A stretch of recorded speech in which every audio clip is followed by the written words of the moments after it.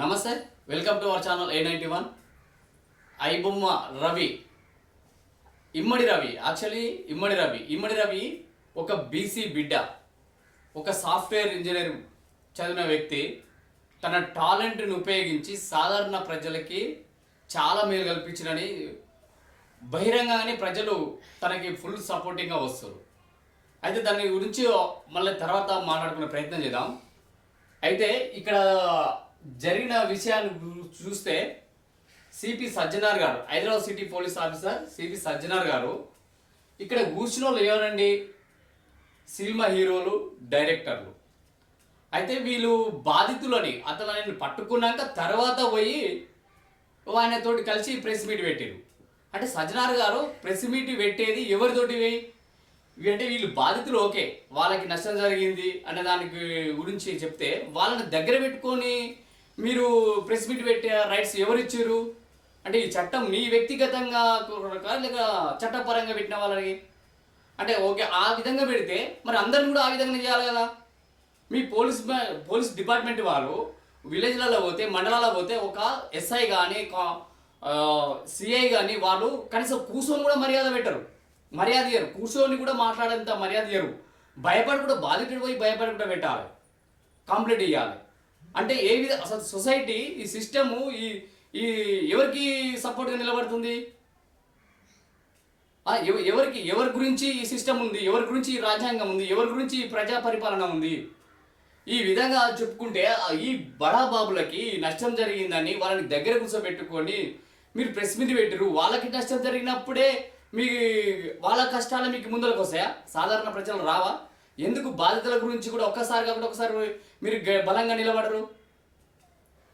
ఇమ్మడి రవి ఒక talent person. అలాంటి వ్యక్తులు ఇండియాలో కానీ, తెలంగాణ కానీ, ఆంధ్రప్రదేశ్ రాష్ట్రాలలో కానీ చాలామంది బహుజనులు, ఎస్సీ ఎస్టీ బీసీ బిడ్డలు, ఇలాంటి టాలెంట్ ఉన్న వాళ్ళు ఇతను బయటకు వచ్చిన కానీ బయటికి రాని వ్యక్తులు చాలామంది ఉన్నారు. అంటే వాళ్ళకి అవకాశాలు రాక, వాళ్ళని ముందడుగు రానియక, ఈ విధంగా అవమానపరిచే విధంగా బాధితులకు ఒక విధంగా, గరీబులకు ఒక విధంగా, బలిసినోనికి ఏ విధంగా హెల్ప్ చేస్తుంది చట్టం అనే దానికి క్లియర్గా ఒప్పిస్తుంది.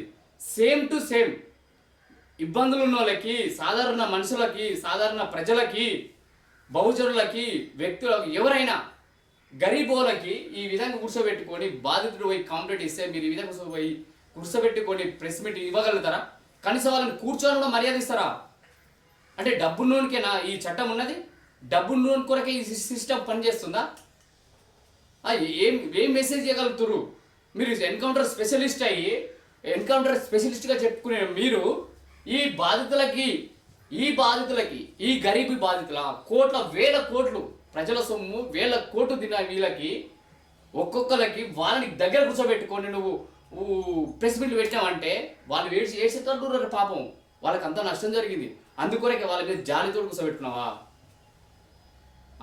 ఈ సాధారణ ప్రజలకి, డబ్బున్నోనికి, కార్పొరేటర్లకి, పెద్ద పెద్ద బిల్డర్లకి, పెద్ద పెద్ద బిజినెస్ మ్యాన్లకి, వీళ్ళకి మీరు ఒత్తాస వాళ్ళకేది? వీళ్ళ బాధితుల మీద నువ్వు చట్టపరంగా శిక్ష చేసుకుంటావు, ఏం వేసుకోవాలి, అది కోర్టు నిర్వహిస్తుంది. కానీ నువ్వు ప్రెస్ మీట్ పెట్టే హక్కు ఏ రైట్స్లో ఉంది నీకు? ఏ రాజ్యాంగంలో ఉన్నది నీకు ఆ హక్కు? ఎవరు కల్పించరు? అసలు నీ చట్టం ఏమనుకుంటున్నావు? అంటే నీ చుట్టూ ఉన్న సిస్టమ్ అనుకుంటున్నావా? సజ్జనార్ గారు, బహుజనుల్లో కూడా చాలా టాలెంట్ ఉన్న వాళ్ళు ఉన్నారు. ఇలాంటి కంటే ఇంతకంటే ఇతను బయటపడ్డావు, కానీ ఇంతకంటే ఎక్కువ టాలెంట్ ఉన్న వాళ్ళు ఉన్నారు. మామూలు అంటే కాదు, వాళ్ళకి వసతులు లేక, వాళ్ళకి పరిస్థితి లేక, వాళ్ళకి కావాల్సిన వనరులు కల్పించాలని ప్రభుత్వం ఇది. అలాంటి వాళ్ళు చాలా వేలలో లక్షలలో ఉన్నారు. కానీ ఇలాంటి వాళ్ళు కనిపించిన వాళ్ళని వీళ్ళని ఏం తప్పు చేసిండు? మీ దృష్టిలో తప్పు చేయొచ్చు, కానీ ప్రజలకి మేలు చేసిండు, సాధారణ ప్రజలకి మేలు చేసిండు. మధ్యతరగతి కుటుంబాలు ఇలా పోయి సినిమా టాకీస్కి వెళ్ళి సినిమా చూడాలని ఏదో ఆశతోటి సినిమా చూడాలని పోతే వాళ్ళకు పోయినాక వాళ్ళని పీల్చి పిండి చేస్తారు. ఒక 5-10 రూపాయల వాటర్ బాటిల్కి ఎన్ని రూపాయలు వసూలు చేస్తారండి? ఏనా మీరు అక్కడ ఎప్పుడైనా సెర్చ్ చేసిరా టాక్స్లకి వెళ్ళి? అంటే మీకు చేయరు, అవి మీకు తెలుసు. ఆడ ఎంత జరుగుతుంది, ఎన్ని కోట్లు ప్రజలకి ముంచుతురు, ప్రజలు ఎన్ని దోస్తురు అనే సంగతి మీకు తెలిసి కూడా ఒప్పుకుంటారు. అంటే బలిసినోనికి నష్టం జరగవద్దు, బీదవానికి ఏం నష్టం జరిగినా ఏం లేదు కానీ ప్రాణాలు పోయినా ఏం లేదు కానీ బలిచినోనికి నష్టం జరగకుండా చూసుకుంటానికే ఈ వ్యవస్థ ఉన్నది అన్నందుకు క్లియర్ కట్గా కనిపిస్తుంది ఇక్కడ. ఏందండి చట్టం ఏ విధంగా పోతుంది, సిస్టమ్ ఎక్కడ పనిచేస్తుంది, ఎవరికి పనిచేస్తుంది? ఎంతసేపు నా బలిసిన గురించి అయినా ఆలోచించేది, గరీబ్ గురించి ఆలోచించారా? వానికి ఎంత ఎంత నష్టం జరుగుతున్న దాని మీద మీరు ప్రెస్ మీట్ పెట్టిరే. ఈయన వల్ల లాభం పొందినోళ్ళు, ఈయన వల్ల మేలు పొందినోళ్ళు, మేలు అంటే లక్షల కోట్లు డబ్బులు సంపాదించి ఏం పెట్టలే, జస్ట్ సినిమా చూపించిండు అంతే. ఇంట్లో కూర్చున్న వాళ్ళకి సినిమా చూపించిండు, వినోదాన్ని కల్పించిండు, సినిమా టాక్స్కి వెళ్ళిన వాళ్ళు ఈయన చేసిన దాన్ని బట్టి ఆ వైభవంలో సినిమా చూసారు తప్ప వాళ్ళు చేసిన ఆయన పెద్ద నేరం ఏం చేసిండు అనేది చట్టం నిర్ణయిస్తుంది. దాని పరిధిలో మీరు వెళ్ళిపోండి. కానీ ఈ ప్రెస్ మీట్లు పెట్టేదో ఇది ఎంతవరకు న్యాయం అనేది మీ మీద ఇప్పుడు చాలా ఎగ్నెస్ట్గా వస్తుంది. దాన్ని మీరు సరిదిద్దుకోండి. దాన్ని సరిదిద్దుకోవాలంటే కూడా ఇంకొక ఆప్షన్ ఉన్నది మీకు. ఇక్కడ ఉన్న జియో అంబానీ వేల కోట్ల బిజినెస్ మ్యాన్, లక్షల కోట్ల బిజినెస్ మ్యాన్, అది అందరికి తెలిసిన విషయమే. ఈ బిజినెస్ మ్యాను ఈ జియో సిమ్కి తీసుకొచ్చి ఫస్ట్ స్టార్టింగ్లో ఫ్రీ అని ఇచ్చి ప్రజలను మభ్యపెట్టి వాళ్ళని ఆశ కల్పించి దానికి మల్పించి దానికి అలవాటు చేసి ఏకదమ్మున జియో మంత్లీ రీఛార్జ్ చేయించాడు. మంత్లీ రీఛార్జ్ చేసిండు. మంత్లీ రీఛార్జ్ చేసి ఒక సాధారణ మనిషి ఒక 10 రూపాయలు రీఛార్జ్ చేసుకుని నెల రోజులు 10 రోజులు మిస్డ్ కాల్ ఇచ్చి వాడుకునే మనుషులు కూడా ముసలోళ్ళు కానీ ఊళ్ళలో ఉన్న వాళ్ళు ప్రతి ఒక్కరికి సెల్ ఫోన్ ఇప్పుడు సెల్ ఫోన్ తీసుకొచ్చి దాన్ని ఒక వాడుకలో తీసుకొచ్చారు. దానికి కూడా బానిసం చేసింది ఇలాంటి జియో వాళ్ళు.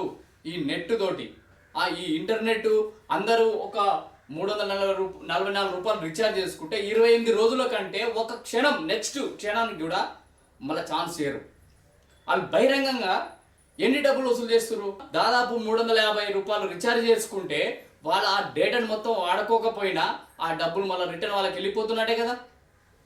నెక్స్ట్ ఇలా రీఛార్జ్ చేసుకుంటే అదే 28 డేస్ జరిగిపోయిన నెక్స్ట్ డేనే కట్ అయిపోతుంది. అంటే వాడుకునేటోళ్ళు కొందరు ఉండొచ్చు, ఆ డేటాని వాడేటోళ్ళు దానికంటే మించి కూడా వాడేటోళ్ళు ఉండొచ్చు, వాళ్ళకి అది అవసరం ఉన్నోళ్ళు. కానీ అవసరం లేని వాళ్ళ కాడ కూడా వాళ్ళు డేటాని వాడిన వాళ్ళు కూడా ఊర్లో ఉన్న తల్లిదండ్రులని ముసలోళ్ళు కానీ అలాంటి వాళ్ళు ఫోను ఇప్పటికీ బటన్ ఫోన్ వాడేటోళ్ళకి కూడా డేటా సిమ్ తప్ప వేరే సిమ్ ఆప్షన్ లేదు వాళ్ళకి. అంటే వాళ్ళని ఆ విధంగా ఆశ పిలిచి ఆ విధంగా ఆ మహిమలోకి నెట్టేసి వాళ్ళ కాడ కూడా బహిరంగంగానే డబ్బులు గుంజేస్తారు. వాళ్ళ డేటా మొత్తము వాడకుండా కూడా వాళ్ళ పైసలు వసూలు చేస్తారు కదా. అది ఎందుకు మీకు కనిపిస్తలేదు సజ్జనార్ గారు? మీకు అది డైరెక్ట్ ఎందుకు కనిపిస్తుంది కదా క్లియర్గా. వాళ్ళు డేటా వాడకుండా కూడా వాళ్ళ కాడ పైసలు తీసుకుంటారు, అది కనిపిస్తలేదా? అది మోసం కాదా? అది క్రైమ్ కాదా? సాధారణంగా మనిషిని వ్యక్తి దగ్గర వాడకుండా కూడా వాళ్ళ కాడ సొమ్ము వసూలు చేస్తారు, అది క్రైమ్ కాదా మీ దృష్టిలో? అది సాధారణ ప్రజలకు లాసే కదా. అట్లా తింటా ప్రజల సొమ్ము తినడా ఈ ఇమ్మడి రవి? ఈ విధంగా బహిరంగంగా తింటారు. ఇలాంటి నెట్వర్క్ వాళ్ళు బహిరంగంగా తింటారు వాళ్ళ ప్రజల సొమ్ము. అలాగే ఏమన్నా తినడా ఈ ఇమ్మడి రవి?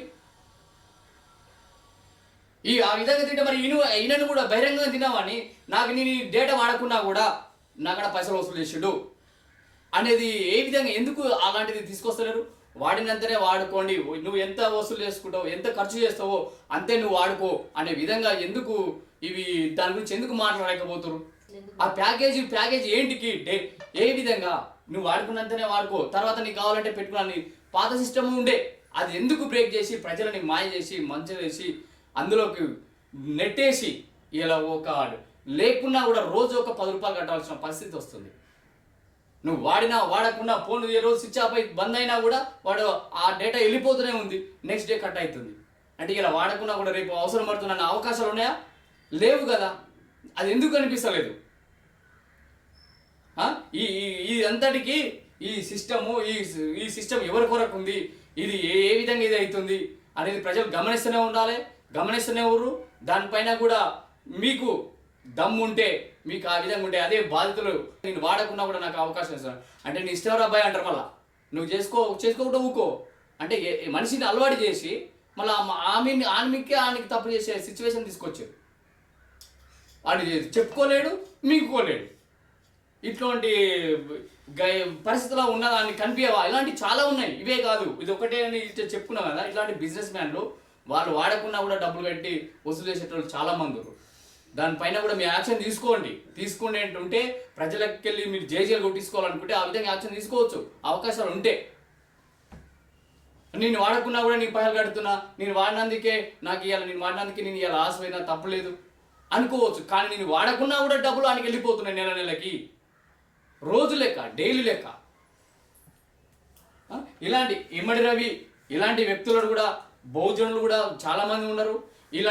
తను కూడా ఒక బీసీ బిడ్డ, ఈ టాలెంట్ ఎవడబ్బా సొత్తు కాదని నిరూపించిన వ్యక్తి. ఇలాంటి వ్యక్తులను కూడా చాలా వేల మంది ఉన్నారు. ఇలాంటి అవసరం అయితే ఇలాంటి వాళ్ళని మీకు చేదకాకపోతే ఇండియన్ ఆర్మీలో తీసుకోండి. ఇండియన్ ఆర్మీ తీసుకొని ప్రజాసేవ చేస్తారు. ప్రజలకి ఎంత నష్టం జరుగుతుంది, ఇండియన్ ఆర్మీలో ఎంత టెక్నికల్గా ఇట్లాంటి వాళ్ళని వాడుకోండి. ఇలాంటి వాళ్ళు చాలా మంది వాళ్ళని గుర్తించి వాళ్ళకి కావాల్సిన వసతులు కల్పించి వాళ్ళకి అన్ని విధాలుగా వాళ్ళ టాలెంట్ తగ్గట్టుగా వాళ్ళకి అవకాశాలు కల్పిస్తే వాళ్ళు కూడా వాళ్ళ మీద మనకి మించి వాళ్ళు డెవలప్ అయ్యే అవకాశాలు ఉంటుంది. ప్రజలకు కూడా సేవ చేసే అవకాశాలు ఉంటుంది. మనకు కూడా సెక్యూరిటీ కూడా ఇచ్చే అవకాశాలు ఉంటాయి. ఎన్ని క్రైమ్లు జరుగుతలేవు, డబ్బులు వాడుతున్న బ్యాంకులలో కూడా ఎన్ని క్రైమ్ జరుగుతలేవు. ఒక్కొక్కరు ఏదో రాంగ్ మెసేజ్లు వస్తే ఇట్లా క్లిక్ అని కొడితే మెసేజ్లు వెళ్ళిపోతాయి. ఉట్టుగానే ఒక్కొక్కరి ఫోన్లు హ్యాక్ అయిపోతుంటాయి. అది ఏంది అంటే మీ టెక్నికల్ టీమ్ సిస్టమ్ స్టాండర్డ్గా ఉంటే అవి ఎందుకైతే ఇలాంటి వాళ్ళని వాడుకోండి. ఇలాంటి వాళ్ళని వాడుకుంటే అలాంటి రాకుండా చేస్తారు.